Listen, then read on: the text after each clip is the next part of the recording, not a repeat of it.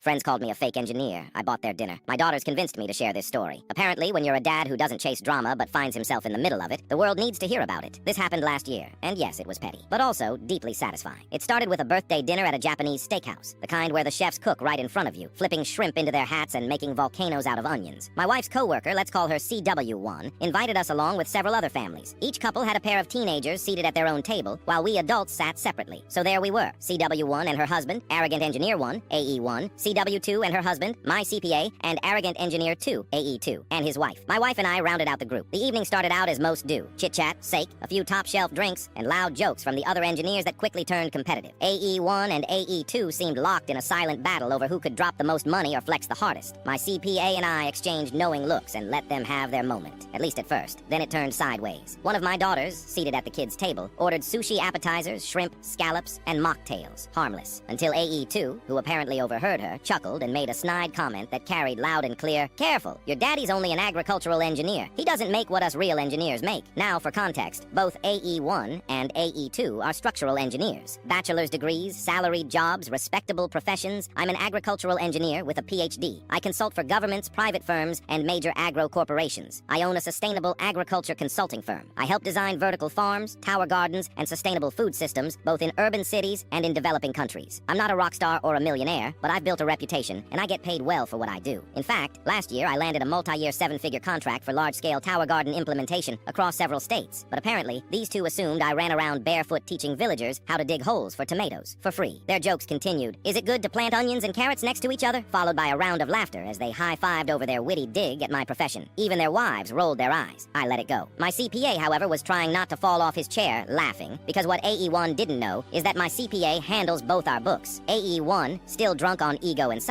challenged the CPA to reveal what he made last year after bonuses. The number was respectable, a solid 6 figures. But the CPA grinned and turned to me. "You want me to share yours?" I declined, politely. But the smirking continued. At that point, I excused myself and headed to the restroom. But I had another stop in mind. I found our waiter, pulled out my card, and paid for the entire party's meal, appetizers, entrees, drinks, desserts for all adults and teens, and left a very generous tip beyond the automatic service fee they had added for the large party. When I got back to the table, dessert had arrived. As the waiter handed out plates, he thanked me in front of everyone for covering the check and added that the tip was the best he'd seen all month. The table fell silent. AE1 and AE2 looked stunned. I smiled, nodded, and turned to the CPA. "Now you can tell them," he did. "My income last year, after taxes, was just shy of triple what AE1 brought home." AE2's eyes widened. AE1 blinked like he'd been slapped with a napkin soaked in soy sauce. I pushed in my chair, wished everyone a good night, and left with my wife and daughters.